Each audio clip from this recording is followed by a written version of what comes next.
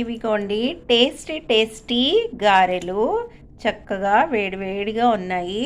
దీంట్లో కొంచెం అల్లం పచ్చడిని మనం తీసుకొని చక్కగా గారెల్ని తినొచ్చు. సో ఈ గారెల్ని నేను ఎలా తయారు చేశానో చూపిస్తాను. ఇదిగో ఇప్పుడు టిఫిను గారెలు, రేపటికి పెరుగు గారెలు. ఓకే, ఈ ఇడ్లీ పిండిని మనం చేసుకుంటాం కదా. సో ఇలా చేసుకున్నప్పుడు కొంచెం ఒక ఒక కప్పుడు మినప్పప్పుని ముందుగా మనం ముందుకు గ్రైండ్ చేసేసుకుంటే ఆ కప్పు ఒక 10 గారెలు వేసేసుకున్నాం అనుకోండి, ఇప్పుడు తినడానికి బాగుంటాయి. ఇంకొక 5 పెరుగులో వేసుకోవచ్చు. ఈ పెరుగు గారెల రెసిపీ కూడా ఉంది. సో బ్యాక్ వీడియోస్లోకి వెళ్ళి పెరుగు గారెలను కూడా మీరు చూడండి. Okay, thank you. ఇలా అల్లం పచ్చడితోటి తింటే చాలా బాగుంటుంది.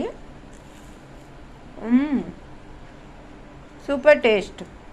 సో మీరు కూడా సింపుల్గా పప్పు నానబెట్టినప్పుడు చక్కగా ఒకప్పుడు మినపప్పుని పక్కకు తీసేసి హ్యాపీగా దాన్ని ముందు వెట్ గ్రైండర్లో